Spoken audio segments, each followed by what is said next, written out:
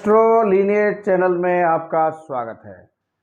आज हम जिस कुंडली की विवेचना कर रहे हैं यह कुंडली है नवीन जिंदल की।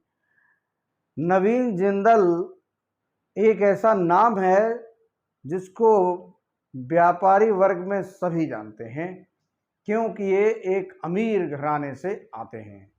इनकी माँ सावित्री जिंदल, जिनको देश की अमीर महिला के रूप में प्रस्तुत किया गया है। तो चलिए, ये कुंडली जो है वो मिथुन लग्न की है। मिथुन लग्न के जो स्वामी होते हैं वो बुध होते हैं, और बुध बैठे हैं आपके नवें घर में। नवा घर यानी भाग्य भाव में। तो लग्नेश अगर भाग्य भाव में गए हैं तो यानी कि इनको भाग्य से बहुत सी चीजें प्राप्त होंगी।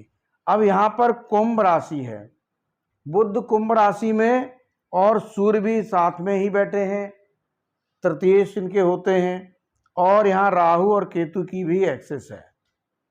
तो राहु कुंभ राशि में अच्छे माने जाते हैं, केतु सिंह राशि में अच्छे माने जाते हैं। तो यहाँ राहु और केतु अच्छा फल देंगे। अब राहु केतु खराब फल भी देते हैं, वो भी इनको मिलेगा, लेकिन भाग्य के मामले में बहुत से अच्छे फल भी देंगे। राहु सूर्य को ग्रहण अवश्य लगाता है, तो इनके पिता जब ये जन्मे होंगे तो इनके पिता को कुछ परेशानियां जरूर आई होंगी, उस समय पर फिर ठीक हो गई होंगी। लेकिन अब राहु बुध का मित्र होता है, लग्नेश का मित्र है, तो यहाँ राहु अच्छा ही करने वाला है। भाग्य में राहु बुध के साथ है, सूर्य के साथ है, तो सरकार से संबंधित चीजें भी दिलाने वाला है। सबसे पहले हम बात इनकी करेंगे शिक्षा की। तो शिक्षा का भाव पंचम है। पंचम के स्वामी आपके शुक्र हैं, जो उच्च होकर चंद्र के साथ कर्म भाव पे बैठे हैं। अब शिक्षा इनकी उच्च शुक्र के साथ होगी। मैंने बोला है कि शुक्र जो शिक्षा देते हैं वो टेक्निकल और इस तरह की जो कहते हैं कि काम की शिक्षा है, यानी कि रोजगार की शिक्षा है, उस तरह की शिक्षा देते हैं, उस पर इनका प्रभाव अधिक होता है। और इनके पास इस तरह की ही शिक्षा है, ये टेक्निकल हैं और इन्होंने अमेरिका में रह के पढ़ाई की है, क्योंकि ये तो खानदानी रईस हैं, तो इनकी शिक्षा में कोई कमी नहीं है, वो उन्होंने जबरदस्त की है। अब पंचमे शुक्र उच्च हो रहे हैं, तो पंचम घर से पद की प्राप्ति भी होती है। तो यानी कि उच्च पदों की प्राप्ति इनको होगी, क्योंकि यहाँ पर गुरु विराजमान है। गुरु जिस घर में है उस घर के स्वामी शुक्र गुरु के घर में है, यानी आप कह सकते हैं कि दसम घर का और पंचम घर का राशि परिवर्तन भी है। तो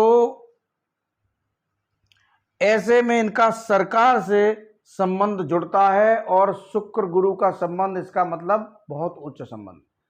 ये राज्यसभा में सांसद रहे हैं, लोकसभा में सांसद रहे हैं, और इसके अतिरिक्त ये मिनिस्टर भी रहे हैं। कांग्रेस गवर्नमेंट में इन्होंने, ये चूंकि कांग्रेसी हैं और कांग्रेस गवर्नमेंट में ये मिनिस्टर रहे हैं, तो वो तो सब इनका है ही है। इसके अलावा ये राजनीति में क्यों गए, उसका कारण यहाँ राहु बुध सूर्य यही है। जब भी राहु त्रिकोण में आएंगे और सूर्य से उनका कोई भी कनेक्शन बन जाता है, तो वो राजनीति कराते हैं और राजनीति में पद भी मिलता है। राहु राजनीति के कारक हैं, सूर्य सरकार के कारक हैं। नवें घर में बैठते हैं तो 100% राजनीति करवाते ही हैं। अब यहाँ राहु और सूर्य और बुध बैठे हैं, तो एक बार तो ये बहुत अच्छे, बहुत ऊंचे ओहदे पर पहुंचा देते हैं, लेकिन गिराते भी बहुत बुरी तरह से हैं। जब इनके ऊपर, जब मिनिस्टर थे, तो इनके ऊपर बहुत बड़ा ब्लेम भी लगा था। आप कुंडली में एक योग और देख रहे होंगे, मंगल और शनि का। अब शनि इनके भाग्य के स्वामी हैं, और बैठे कहाँ हैं? बैठे हैं आपके लाभ भाव में स्वराशि मंगल के साथ। अब यहां शनि नीच हो जाएंगे, यानी भाग्य शनि नीच हो रहे हैं, लेकिन मंगल यहां स्वराश होने के कारण शनि का नीच भंग हो जाएगा, यानी भाग्य से इनका नीच भंग होगा। अब ये मंगल और शनि क्या हैं? ये मंगल और शनि कंस्ट्रक्शन का काम, स्टील का काम, तो इनकी जिंदल स्टील की बहुत बड़ी फर्म है, स्टील का इनका काम है, तो ये यहीं से आता है मंगल शनि की वजह से, चूंकि लाभ में है, और ये शायद जिंदल के स्टील के नाम से ही ज़्यादा जाना जाता है। वैसे तो इनके और साहब बहुत सारे काम हैं, लगभग 40-50 देशों में इनका कारोबार फैला हुआ है।